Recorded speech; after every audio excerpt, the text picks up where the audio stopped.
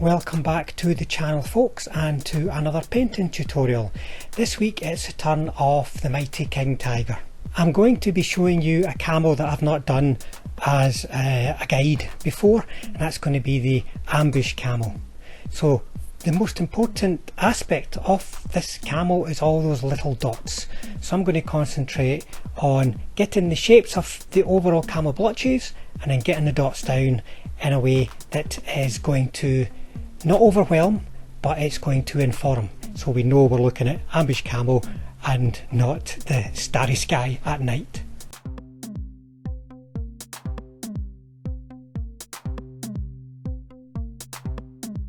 Let's start by looking at assembly of the kits. It's always worthwhile with these new kits to take a moment and see how they go together. I'm going to be using all the usual tools you've seen me use before, folks. We've got the thick glue and the thin glue.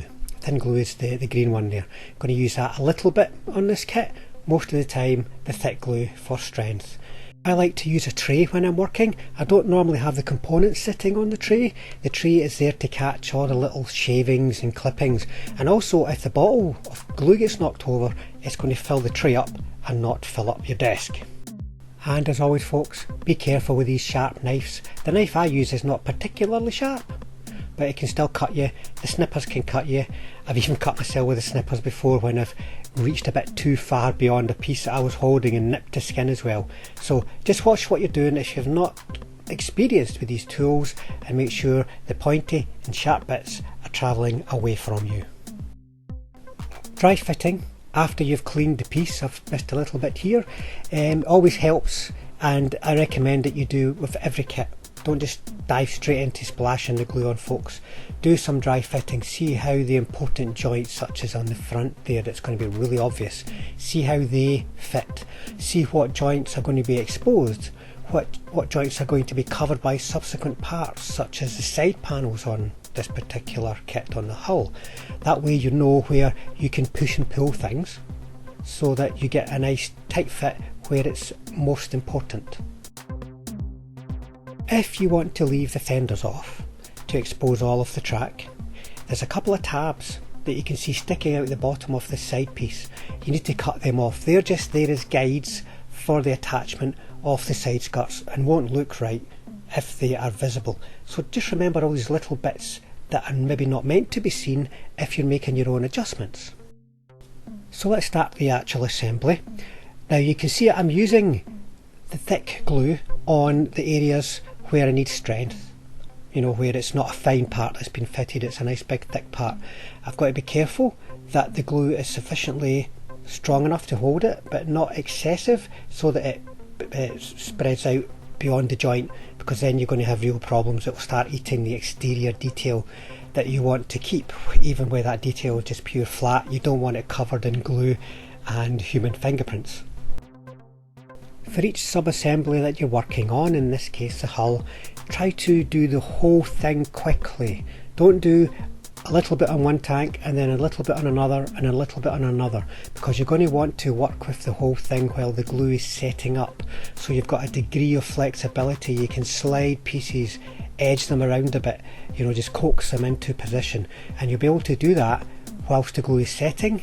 If you set something aside and it's not got quite a neat tight fit, when you put the next bit on, you're not going to have that flexibility. Now the side skirts here require a particular approach, I find. They're big, long, thin contact points, and for this, thin glue is better than the thick glue. So I'm kind of tacking it in place here using the big tab that's on the underside, and you notice I'm putting the glue on the underside. It's always better in this case to avoid any possibility of the glue spreading across the visible surface. This thin glue, especially if you're careful how you're putting it on, has a capillary action that will draw along the joint, and you can place it directly into the joint as you see I'm doing here. A quick check on the other side to make sure it's lined up okay, and as it's setting up I can just move it around, making sure it's staying in contact in all the right places, but it's also got the right lines, particularly on the front, the lines that we're looking for, nice clean lines. But that is all we're going to cover for assembly folks. The main focus is on the Ambush Camo, and we're going to move on to that now, starting with the airbrushing.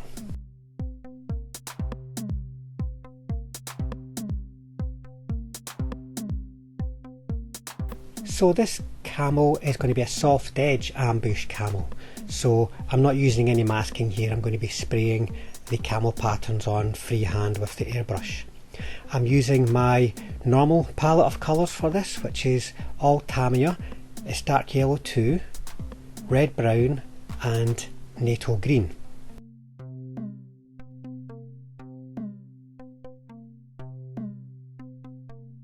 Now you need to build up the shapes on your camo. Don't expect to be able to get one pass and that is you got the perfect shapes you were looking for. Get your basic coverage done and then fill it in, and then start working on the outside of that area you've created, so that you're making little spurs that are going off, little lumps sticking out the side to create the random curvy kind of shapes that you're after.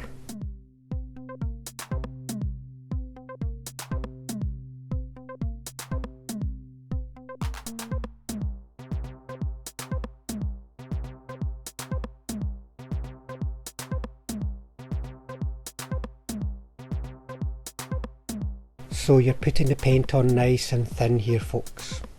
You're not, as I said, putting one layer on. You put a nice thin outline and then you're going over it and then you're going over it, so it will get more opaque as you're working it, but to begin with it shouldn't be too opaque, otherwise you're going to find it getting overworked as you add more shape and more definition to the edges.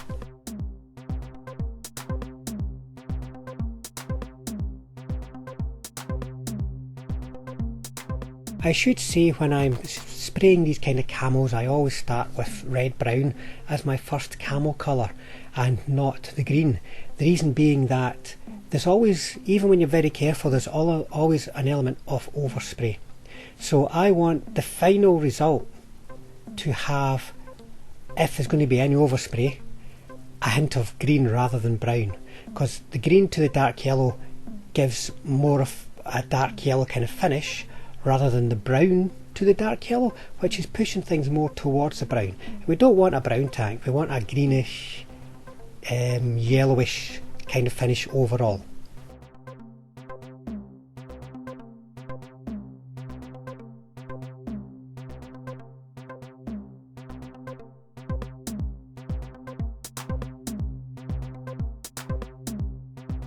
It's also important to plan the size of the camo blotches you're putting on. You know, the way we're going to be doing this is we're not going to put the blotch on perfectly in one pass. We're going to be working it to get to the right size, to get to the right shapes. We don't want the blotches to get out of control and get too big, particularly at this stage, because we want the green blotches to be the same proportionally as the brown blotches, which means we have to leave enough space so that the overall finish is going to be a dark yellow tank with camo blotches.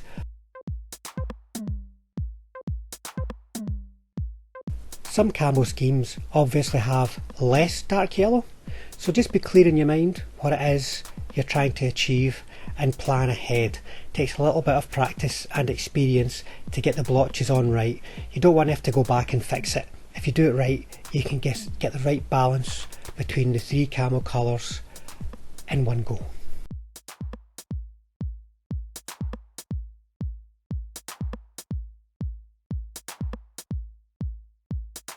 Right folks, here is the finished red brown, the first camo blotch been added, and I'm quite happy with the shapes I've got here. I'm quite happy with the size of the blotches. There's a bit of variation between them all as well, and it's not looking stripy, it's not looking symmetrical, it's not looking like too much like a zebra almost, so it's a nice good foundation for our next colour, which is going to be the NATO green. We're going to take the same approach to building up the shapes for the NATO green as we did with the brown, but we need to think carefully about where we're going to place them, because this is going to give the finished look. It's going to be the balance between all the colours and that final shape, which will include the shape of the background yellow colours. So we need to work across the hull and the turret, particularly when we're doing this, because the line is going to start at the top and go all the way to the bottom in most cases. I should point out here as well, there's two very important places to get the camo right, and that's going to be the top of the turret and the front glasses of the tank. Now it's important not for any overriding reasons of visibility, it's just that they can be very, very busy areas and they're smaller than the side of the tanks, so it is possible to overdo the blotches. So keep it very much under control when you're working on those areas, and you should keep yourself right. If you're wondering what type of airbrush I'm using, what size of needle I'm using, well, I'm using a very cheap airbrush that comes free with compressors. It's not a branded airbrush. I don't know what size the needle is. I find I can use it for all the kind of airbrushing that I'm doing. There's lots of other videos out there that talk more about airbrushes, which would be of use to people who want to find out every little bit of detail. But if you are new to airbrushing and you want to do it on your Flames of War tanks, you can use an airbrush like this with a little bit of practice. You don't have to spend a lot of money on a very expensive airbrush and expect that to give you the results that you're looking for. It's all about practice and understanding the tools and paints you're using. I want to give the wheels the same sort of colours as the tank, but I'm not at all worried about the patterns I'm putting on here. It's just about little blotches of colours, so I'll spray the brown and the green on there, and then the whole lot's going to get heavily covered over by weathering.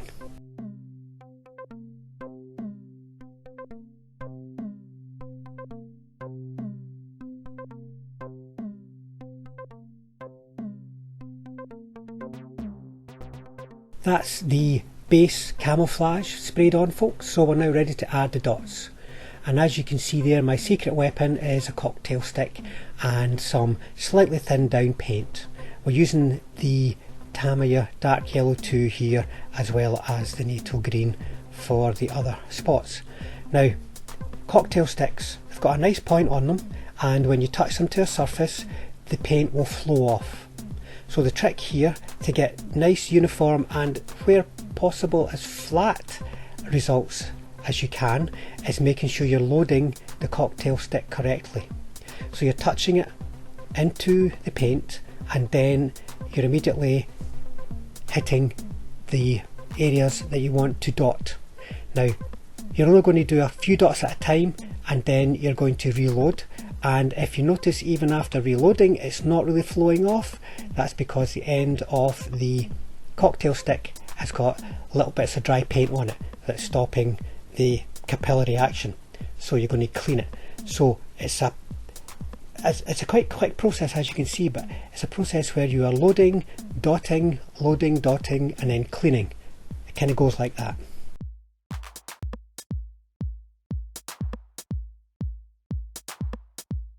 Try to keep the dots as consistent in size as you can.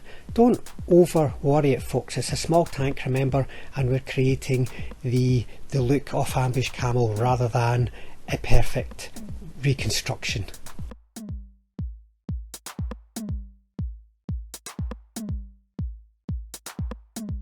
You also need to be careful that you don't overdo it and put too many dots on. That can just become a total blur, which isn't going to be a very attractive look.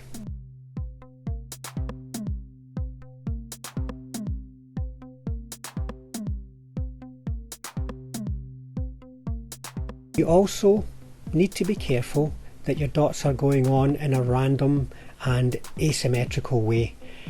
Don't try to recreate the exact same little constellations of dots within each blotch. Try to make it different. That way things won't start lining up across the whole tank when you're finished and you look at it, and what appeared random as you were doing it has suddenly become straight lines across the whole flat surfaces. So just try to be as random as possible and mindful of the dots as you're putting them on, are you creating a problem as you're going here. When you have two camo blotches side by side, as we have on the turret in this example, remember to put your dots into each blotch. Treat them separately, and that will help you keep the random look that you're after.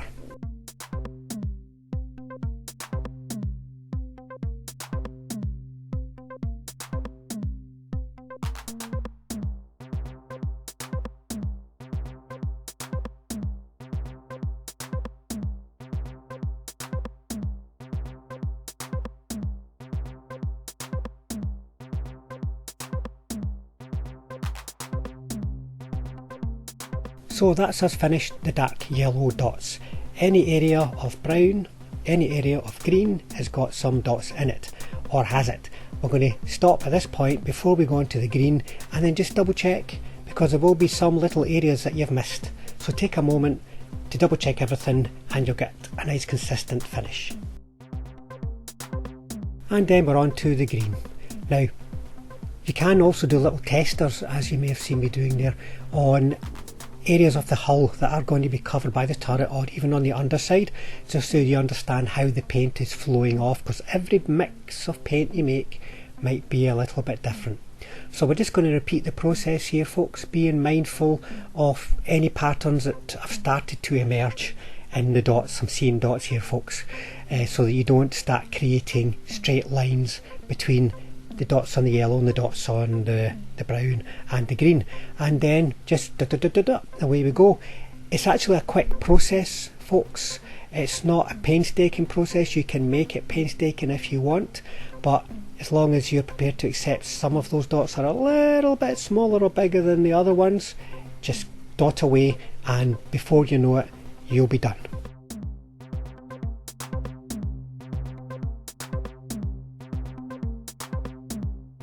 And there you go, folks, our ambush camo is completed. It's not looking too busy, it's maybe looking a little bit busy and could do with a few less dots, but once we've got everything else on there painted, it might start to look a bit more balanced. We've got lots of things: spare track, tow cables, cleaning rods, there's so much. But then we're on to the next stages. You can see there I've got an acrylic pin wash to go on to. I'm not going to spend a lot of time on this video, folks, showing you all the subsequent processes. If you want to see how I do the pin washing, if you want to see how I paint tracks, lower hulls, put the streaks on, do all the detailing, then check out the playlists. This video is all about how to get that ambush camo look on your tank. The other techniques that you want to use when painting these tanks are well covered in the playlists. There's specific videos on tracks, on rust, on using pin washes, on applying streaking, as well as how to approach other types of camo such as hard edge. So check out the playlist, there's a link at the end of the video, folks, and if you're new to painting Flames of War or looking for more ideas, I'm sure you're going to find a lot for you to get your creative teeth into. Now there's some stills coming up at the end of the video, folks, so you can see some pictures of the finished vehicles. I hope this video has given you some ideas, maybe how to tackle this process. This is a soft edge camo that I've done here. You can do it with hard edge. It's maybe a bit more of a classical look with the hard edge, and remember, if you've not got an airbrush, you can just paint those camo blotches on hard edge quite easily with a brush, and then dot dot dot dot with the cocktail stick. So any questions, any thoughts around the process, stick them in the comments below, folks, and you know I'll get back to you. Thanks for watching, hope you enjoyed it. Thanks to all the subscribers out there. If you'd like to subscribe, please do so. It will help us build the channel and bring these kind of painting Flames of War type videos to other people who enjoy the hobby. And if you hit the bell button, that means we'll definitely see you guys on the next one. Here come the pictures.